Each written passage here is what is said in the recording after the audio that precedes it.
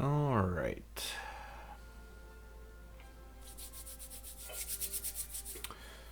So, continuing with some world creation here.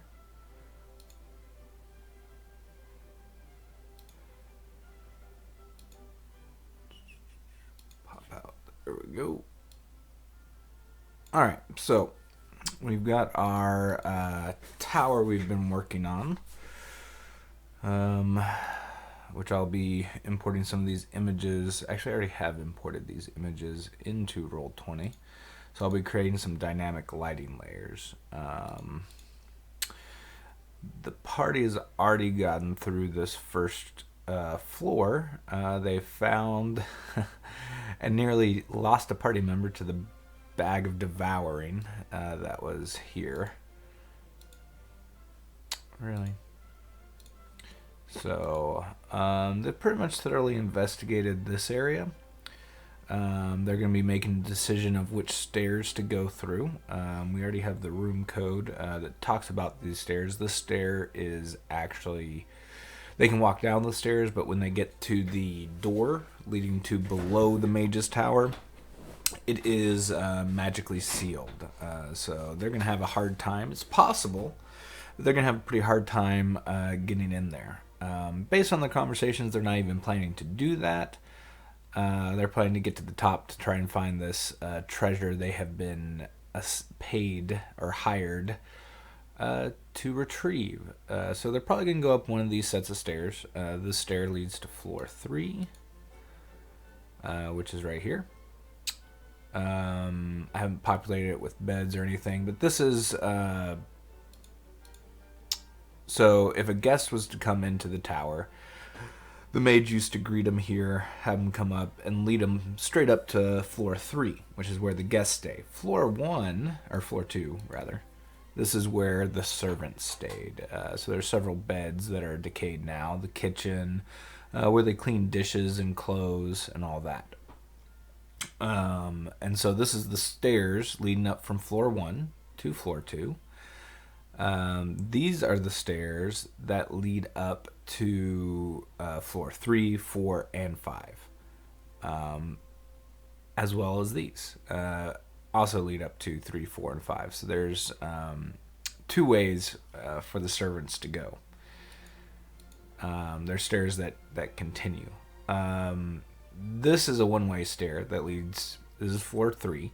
So this leads straight down to floor 1. So it's 2 flight, or I guess technically 4 flights. And then of course this is where where the guest would use to go up. Actually, I might change that. But these go up for the guests to reach floor 4 and floor 5. Floor 4 is a eating area divided up, which I haven't made yet, but I will be. Is a place for the guests to dine. It's also a place for them to meet and discuss things, and for the mage to, or back when he was living and this wasn't in the Darklands, he would use it to entertain, right?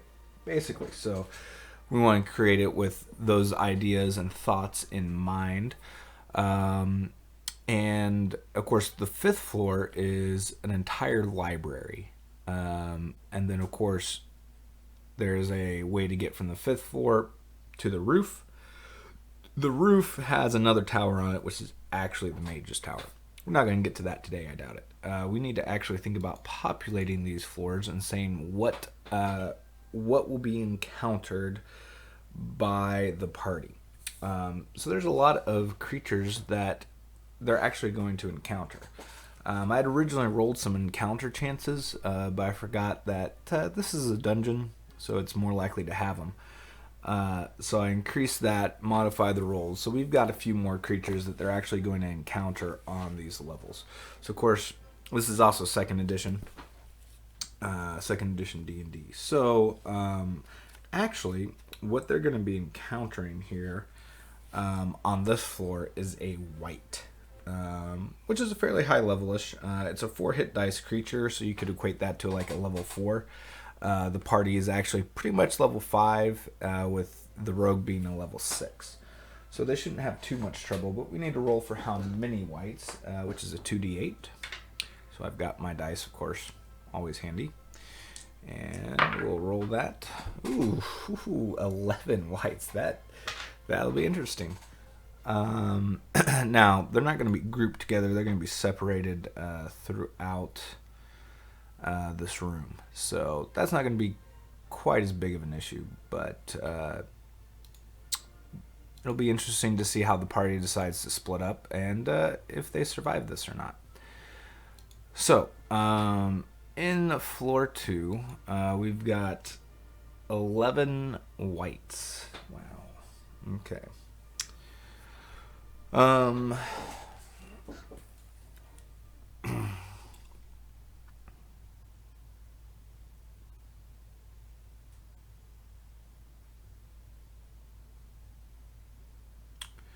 So I might not choose the white. Yeah, I guess it could be here in this case.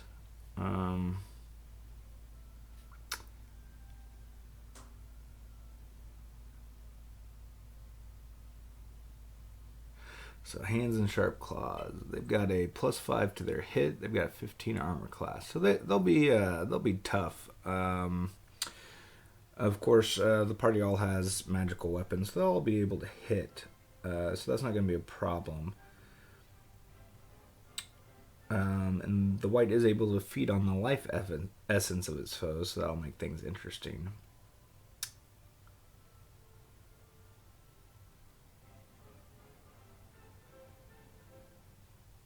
Whew.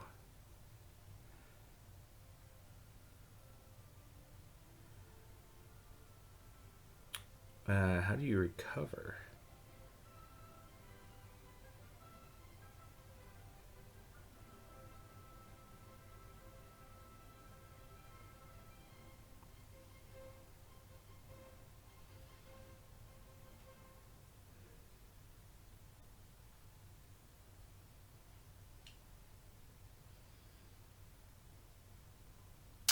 So that is interesting because a hit reduces characters down a level. That could be pretty powerful. But that's cool. They might die. I'm going to check my turn undead table here for our priest friend. Fortunately, I don't think he is going to have enough. Turning undead, a white, level 5. He needs to roll a 10 or better on a d20. And that just turns them. So that could be pretty deadly. I was going to do a shadow originally, but I thought a white would be funner. Let me look shadow up real quick. Ooh, alright. Yeah, shadow probably wouldn't be quite as bad. Shadows are shady undead creatures that drain strength from their victims with their chilling touch. Shadows are 90% undetectable in all but the brightest of surroundings, continual light or equivalent, which they actually have, as they normally appear to be nothing more than the name would suggest. In bright light, they can be clearly seen, however. Okay, so shadows exist. Yeah, they have the ability to drain the life force of their victims. The chilling touch of a shadow inflicts 2 to 5 points of damage to its victim, as well as draining 1 point of strength. Lost strength points return 2 to 8 turns after being touched. So that'd be 2d4, of course. So that's not too bad. If a human or demi-human opponent is reduced to 0 strength or 0 hit points by a shadow, the shadow has drained the life force and the opponent becomes a shadow as well.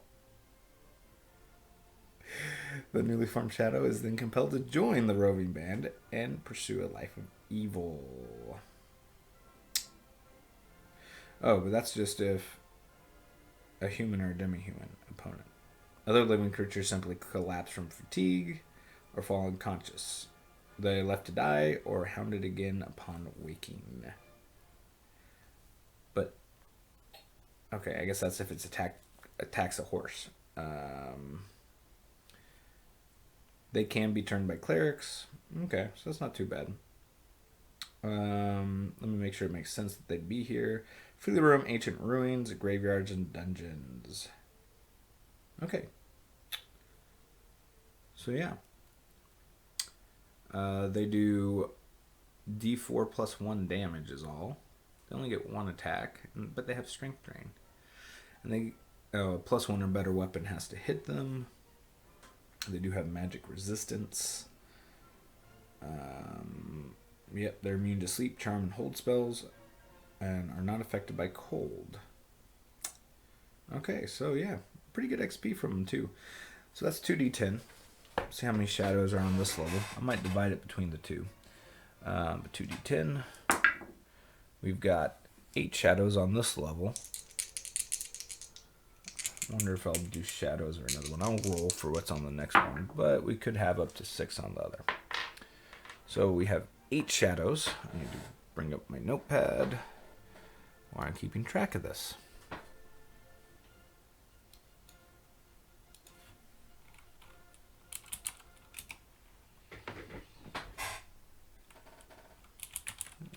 Yes, 8. They're pretty high-powered group right now, so they should be okay. Plus, they're not all going to be together on this. Oh, an elf isn't a demi-human? I thought an elf was a demi-human. That's good to know. So are dwarfs not demi-humans? Or are they demi-humans too? Anyways. Yeah, 8 shadows, but there's also 5 rooms on each side, plus the southern rooms there, so who knows how that'll turn out.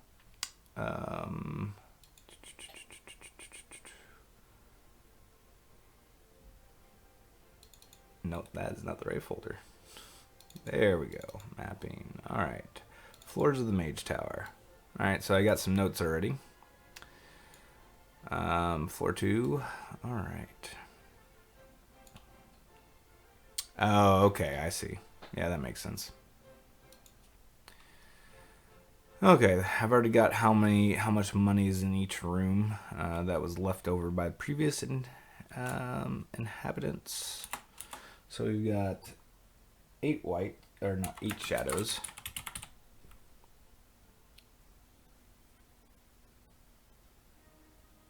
Yeah, Dragonborn would probably be I don't know.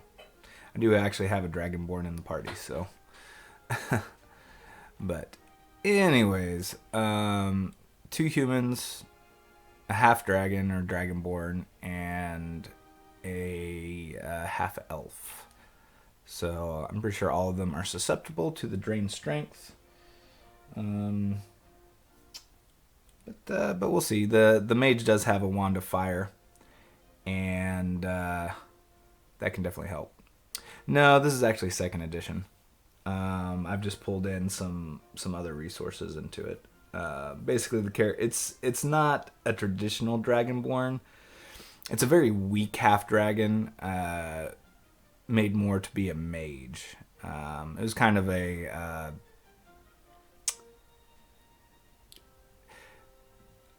we somewhat created the character just to make it interesting. But yeah, I'm using 2E. I've modified it slightly so that it's all high rolls are what you want. So instead of it being low initiative, you want high initiative. Kind of like the 3 to hit. So it's you do a D20 plus your damage, and you got to beat their armor class as opposed to trying to get to 0 to hit. Just because it makes more sense in my mind. So that's how I did it. But anyways, 8 shadows. Let's roll for what rooms. All right, we got quadrants, 4 quadrants. So let's see what percent. Let's see. Well, I could just roll a d8. That would make sense. There's 8 shadows. So how many are in the top left? Oh, 7.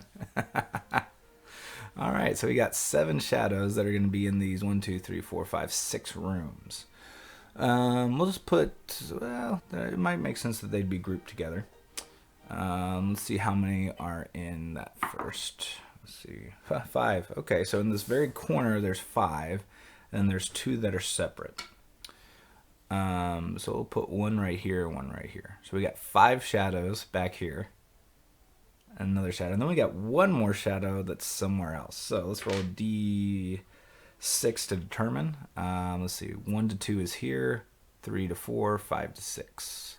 A 3. So in the cleaning area, there is a single shadow. All right. So I need to make notes of that.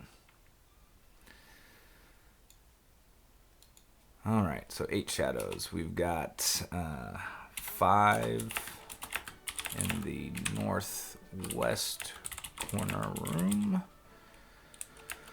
1 in each of the adjacent. I need to make a different one where I label these.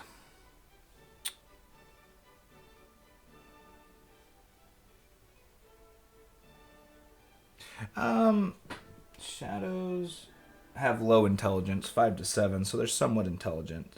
They do rove together generally, so I'm sure if the party did encounter this and the party was a group, the shadow would probably be intelligent enough to move to where the others are. That would make sense. Size wise, by the way, these are 5-foot hexes that I'm using. Or I could switch it to squares, either way. So, these shadows could easily move. The party's probably going to come up from this direction. So they might encounter this shadow first. Unless they go through the rooms. Who knows? You never know what the party will actually do. Do they speak?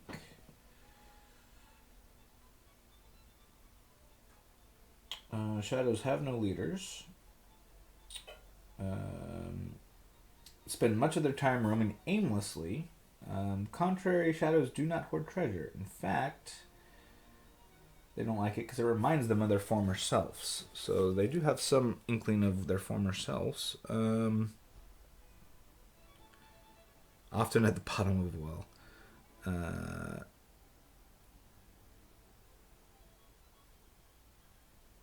They attack living beings without hesitation, regardless of intent or threat.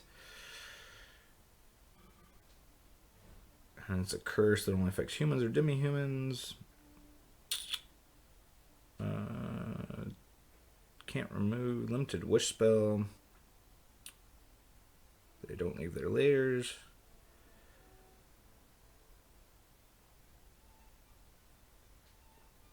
It doesn't really say if they can talk. I can just roll a dice for that. Because of course, those are just suggestions. You can always modify a background.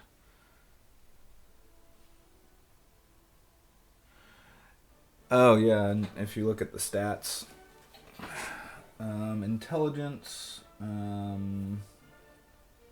number of languages. Well, you have 1 language at 2 intelligence, so in theory they would have intelligence. Yeah, looking at the intelligence stat. So it's possible that they could speak. It sounds like they'd be more intent on attacking than talking, though. But there are some high charisma players. So if they roll really well, they might be able to communicate with a shadow. So that's always possible. Alright, room description. Alright. Oh yeah, no, I was labeling the room numbers so I don't get confused. Alright. I'm on floor 2. Let's get a new folder. So it's organized room numbers. Okay.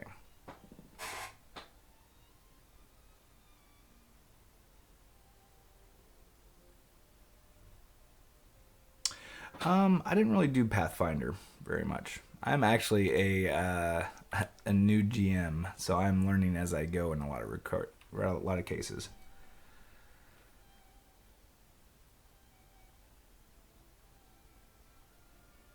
I mean, it makes sense. I would say at lower intelligence, it's easier to understand the language, but harder to speak it, type of thing. So, what am I doing here? Size. 24 point. Is white easy to see? Yeah. Okay, so that's room 1.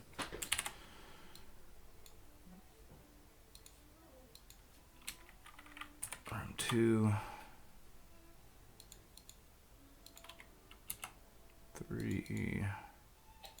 I'll just number them like this. Since these are a group, it makes sense for them to be numbered together. For my sanity, 7, 8. Yeah, we'll make that 9, sure.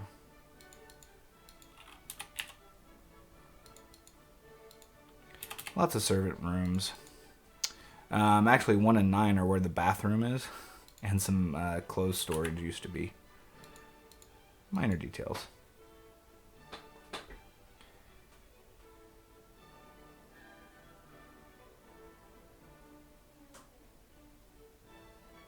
Oh, well, that makes sense.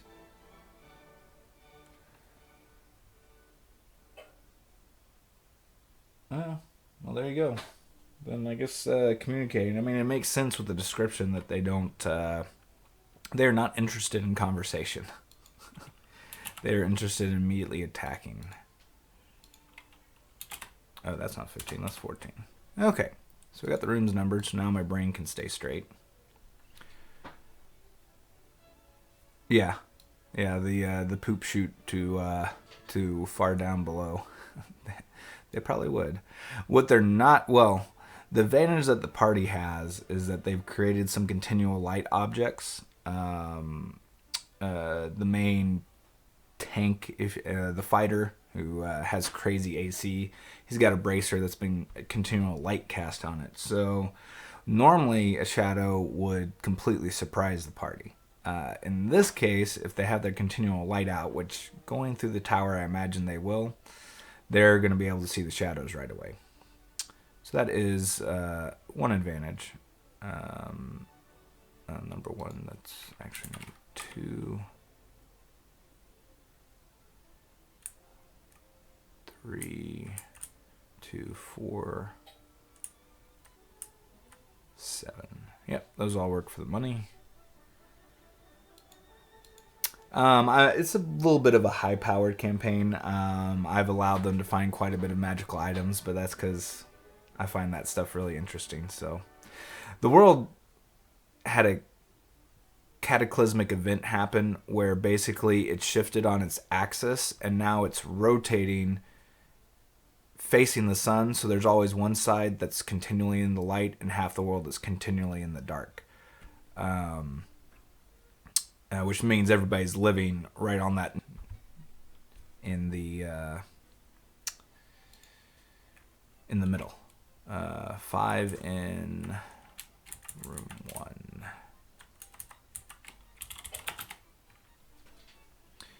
And it makes it interesting because the Darklands is where there's a ton of undead right now.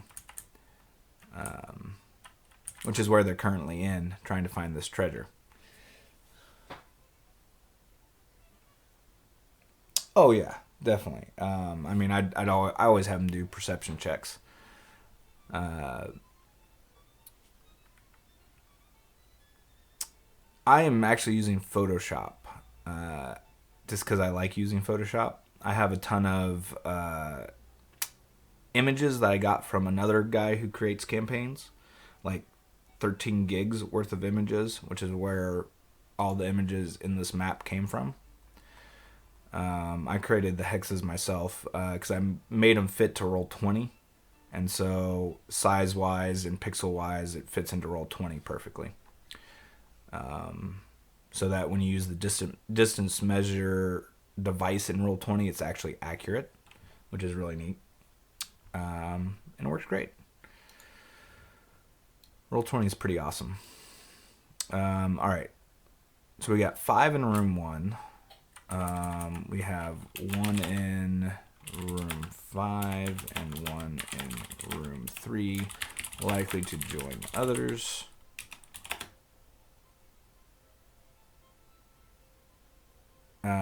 And then 1 in room 14 is where all the shadows are. So awesome. Yes, so I use it to gauge size. So, like, to travel from the middle of one hex to another hex is 5 feet.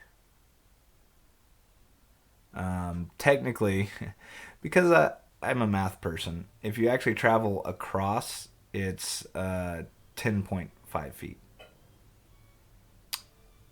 Interestingly enough. And 4 across travels is the equivalent of 7, so it's 35 feet. Crazy stuff. I like hexes better than the squares. One, it creates a little bit more clearly flanks, and basically you can only be surrounded by 6, whereas in the squares you can actually be surrounded by like 8 or 9. Wait, 1, 2, 3, 4, 5, 6, 7, 8, 8. So it creates a little less surrounds that you can do. But I just like it better. I'm also weird, so who knows. Okay, so we got the we got all of them populated. I need to save this for my reference. Or actually, I could say nah. Anyways,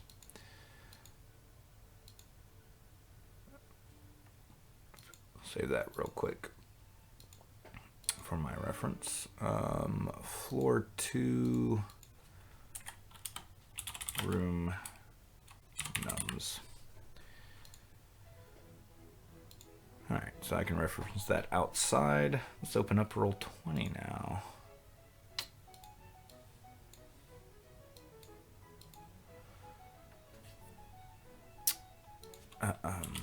Roll20.net. Oh, I need to make it so you can see. Oh, you can see that.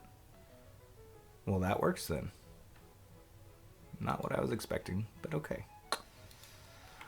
Alright, and I should already have the room actually in. I didn't make any changes to it, so I don't have to worry about that.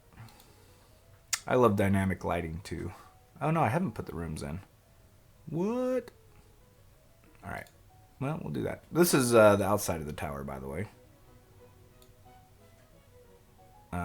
So they first encountered here, had to go across the drawbridge. This was magically sealed, but they figured out that the portal that was beneath the open portcullis, not the portal, the force field basically, was attached to the portcullis, so they were able to raise it and get their horses under.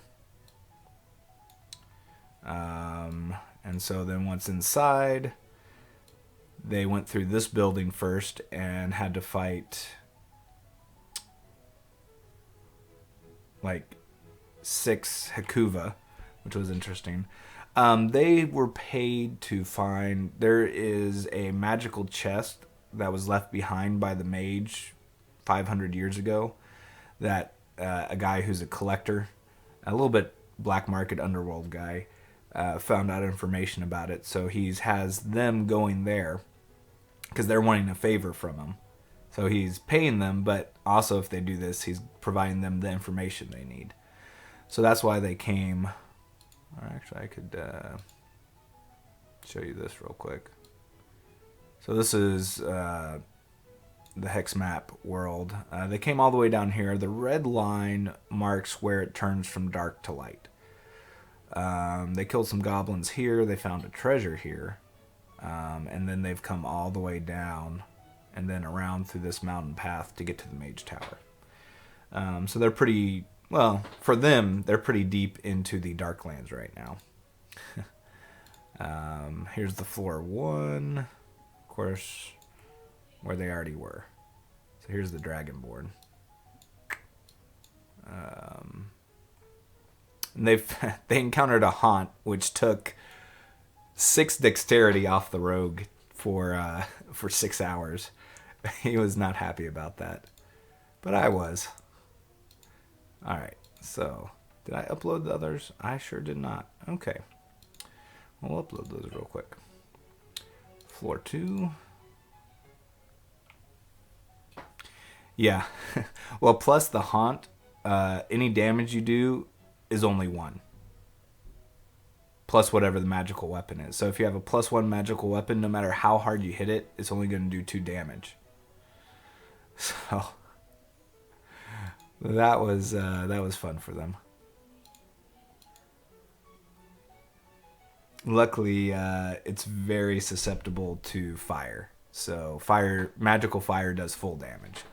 And the dragon, half dragon, loves to do fire type damage. So that kind of worked out. All right, I need to create a new page. Or actually, I need to like duplicate that page because that'll be the correct size.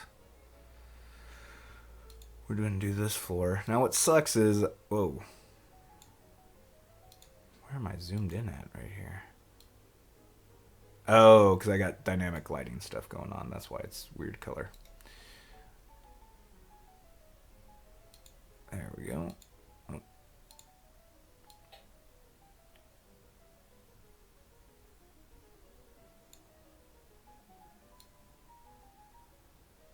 And so it's already the right pixel ratio.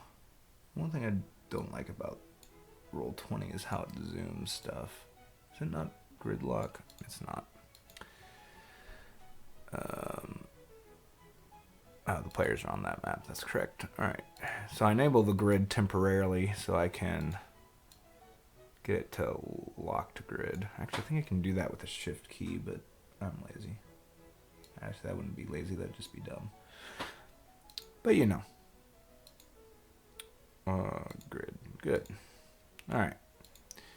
So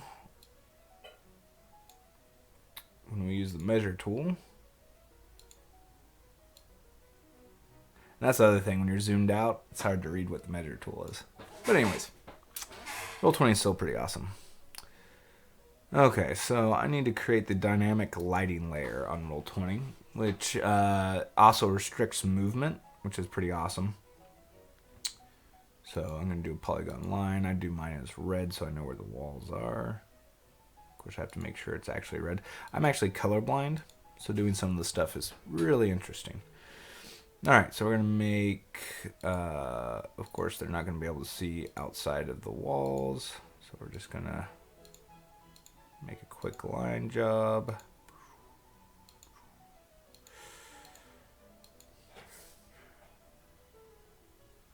You can change the grid to hexes, but what's weird is it doesn't do some of the measurements correctly. I don't know, it's weird. There's something I didn't like about it, but you can. I like to not do it so that, because when the grid is active, it snaps the characters to the grid, which can be good in some situations, but I like for it to give them a little bit more freedom in movement.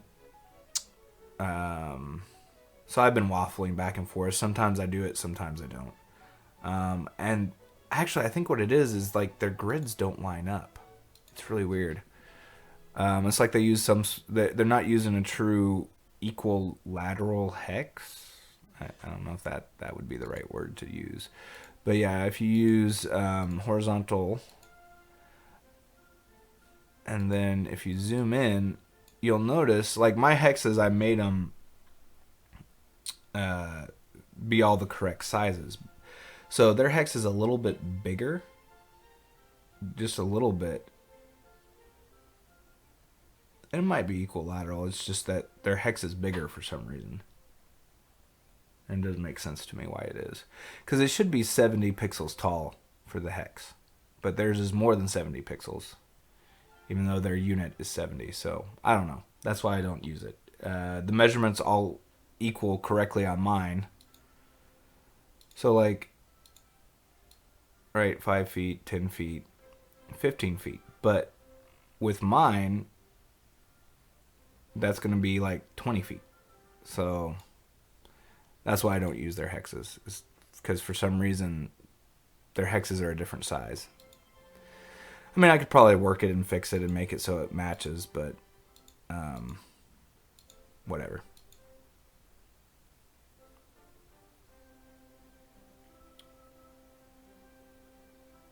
Hexes are not measured equally for X and Y. Oh. Well, there you go. Yeah, I mean, I've got all the way the measurements work, but I mean, the way I look at it is I don't know, whatever. Anyways,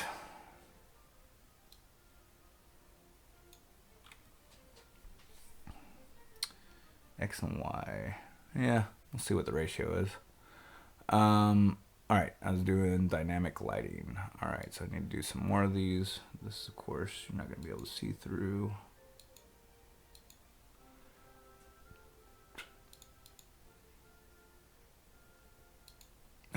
you turkey. Ah, well, that works.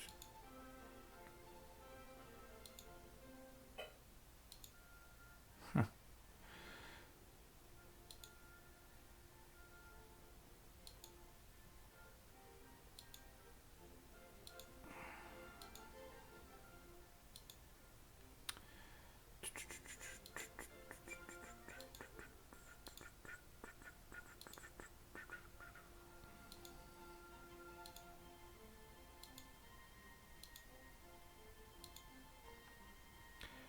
$48 to $42 ratio.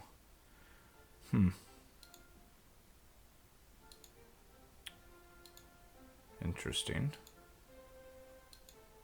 Actually, that should have gone all the way. Okay, good.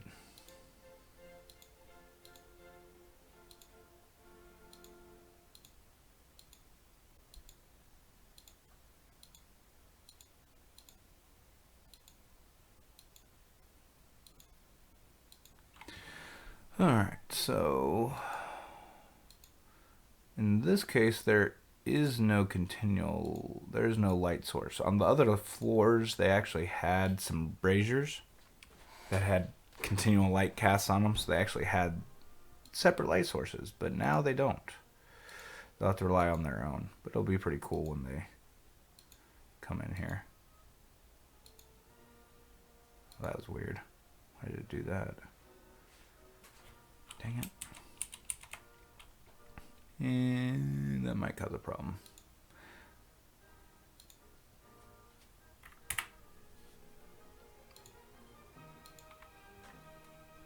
$24 to $21 if you reduce it to oh, sure. Okay, I see. Yeah, that makes sense. Yeah, that's probably about the difference in size between my hexes and theirs. So, yeah.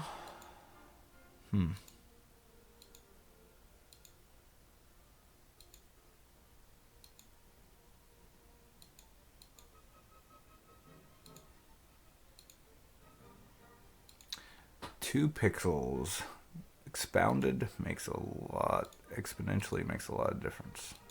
Why did I do that? Whatever.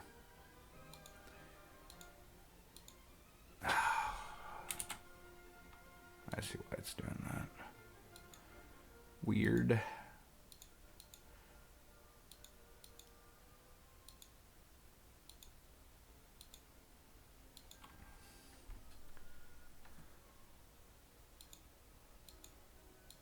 All right.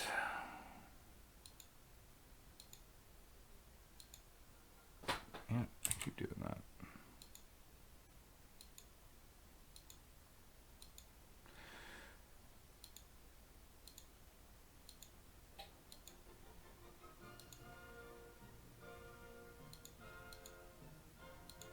There we go. Almost done. Now, of course, the funny thing will be that the party will take the other stairs. Then they'll never come to this floor at all. Because that'll be how it usually goes. That's okay. I'll have some shadows on the other layer too. Probably. I might actually make a different one. Okay, I think that's all the dynamic lighting I need to do. Good. Alright, let's change floors. Or change layers, rather. Parties are the worst. Let's see if they have any shadow creatures.